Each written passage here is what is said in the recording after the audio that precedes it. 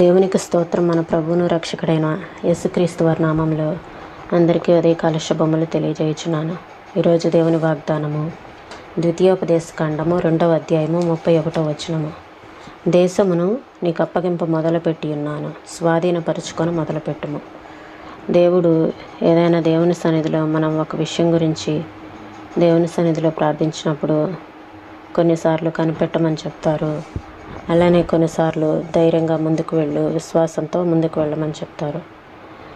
అలానే ఇక్కడ దేవుని మాటలు ఏం తెలియజేస్తూ ఉన్నాయంటే, విశ్వాసంతో ముందుకు వెళ్ళు, నీ కార్యాన్ని నేను సఫలం చేస్తాను అని దేవుని మాటలు మనకి తెలియజేస్తూ ఉన్నాయి. దేవుని కోసం కనిపెట్టడం గురించి బైబిల్లో చాలా వివరణ ఉంది. దీనికి ఉన్న ప్రాముఖ్యత అంతా ఇంత కాదు.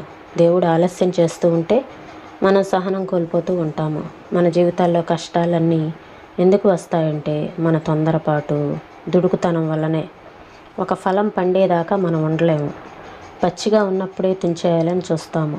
మన ప్రార్థనలకు జవాబు కోసం ఓపికతో కనిపెట్టలేము.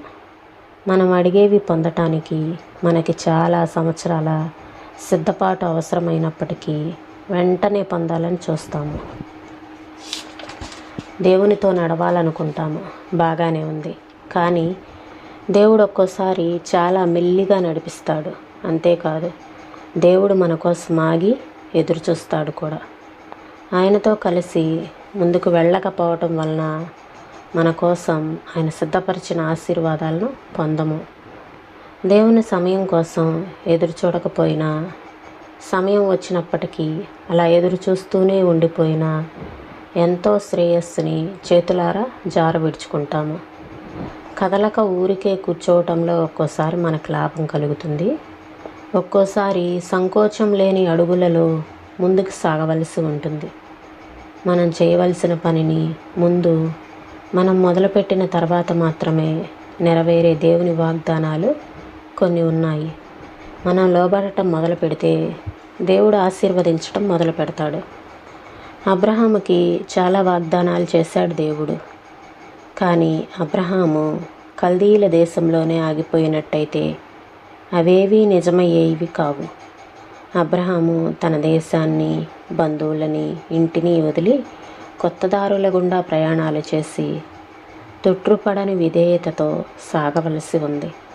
అప్పుడే ఆ వాగ్దానాలు నెరవేరుతాయి.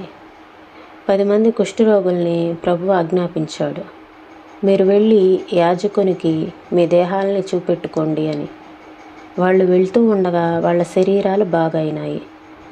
తమ దేహాలు పరిశుద్ధమయ్యేదాకా కదలకుండా ఉన్నట్టయితే వాళ్ళ పట్ల ఆ అద్భుతం అసలు జరిగేది కాదు.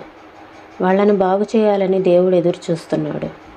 వాళ్ళ విశ్వాసం పనిచేయటం మొదలుపెట్టినప్పటి నుంచి ఆ దీవెన వాళ్ళల్లో పనిచేయటం ప్రారంభించింది.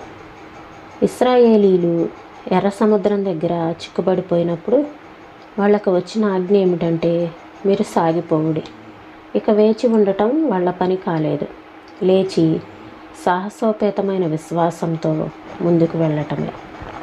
వాళ్ళ విశ్వాసాన్ని ప్రదర్శించమని మరోసారి ఆజ్ఞ అయింది.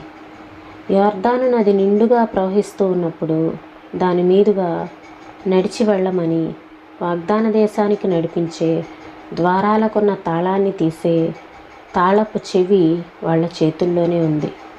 వాళ్ళు ఆ ద్వారాన్ని సమీపించి దాన్ని తెరిచేదాకా అది తెరుచుకోలేదు. ఆ తాళం చెవి విశ్వాసమే. మనం కొన్ని యుద్ధాలు చేయవలసి ఉంది. మనం యుద్ధరంగంలోకి దూకినప్పుడు ఒక వ్యక్తి మన పక్షంగా పోరాడతాడు. ఆయనలో మనం జయశాలులం. కానీ మనం వణుకుతూ, సందేహిస్తూ, మన సహాయకుడు వచ్చేదాకా యుద్ధం మొదలు పెట్టం అని కూర్చుంటే ఆ ఎదురుతెన్నులకి అంతం ఉండేది కాదు.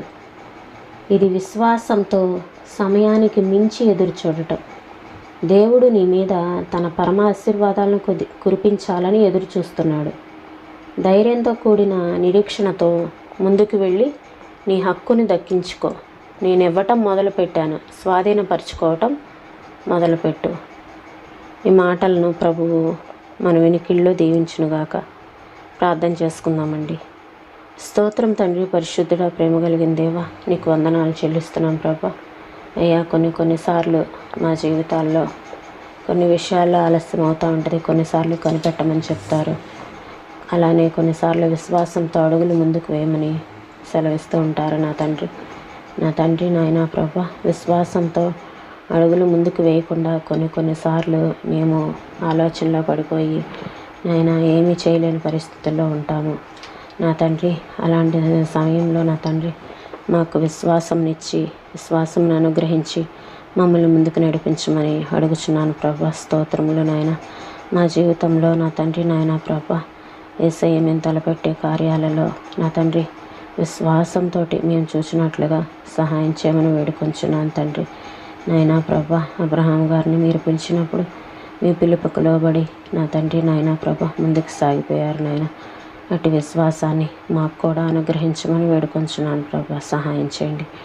ఈ ఉదయకాల సమయంలో నా తండ్రి నాయనా ప్రభా, అయ్యా నా తండ్రి మీ సన్నిధానమునకు వెళ్ళి మిమ్మల్ని స్తుతించుకొని మిమ్మల్ని ఆరాధించుకునే భాగ్యం దయచేయమని అడుగుచున్నాను ప్రభా. స్తోత్రములు నాయన. అయ్యా లోకంలో నా తండ్రి నాయనా ప్రభా ఎంతోమంది నా తండ్రి నాయన అయ్యా నాస్తికులు అనేవాళ్ళు ఉన్నారు నా తండ్రి. అలాంటి వాళ్ళందరినీ మీరు నాయనా ప్రభా వారికి ఒక అవకాశాన్ని నాయన కల్పించమని అడుగుచున్నాను తండ్రి నాయనా ప్రభా. వారి మనోనేత్రాలను వెలిగించమని వేడుకొంచున్నాను తండ్రి. మీ సన్నిధానానికి నాయనా ప్రభా రావటానికి, మిమ్మల్ని గురించి తెలుసుకోవటానికి వారికి సహాయం చేయండి నాయనా ప్రభా. నీ కృపను అనుగ్రహించండి. మీ సన్నిధిని తోడుగా ఉంచండి నాయన. మాలో ప్రతి ఒక్కరికి మంచి ఆరోగ్యాలను దయచేయండి ప్రభా. మీ కృప చేత నింపండి. మీ సన్నిధి చాటున అయ్యా నా తండ్రి నాయనా ప్రభా మమ్మల్ని నడిపించమని వేడుకొంచున్నాను. మమ్మల్ని మరుగుపరిచి నా తండ్రి మీ నామానికి మీరు మహిమ తెచ్చుకోమని యేసయ్య పరిశుద్ధమైన నామంలో అడిగి వేడుకొంచున్నాం తండ్రి. ఆమేన్.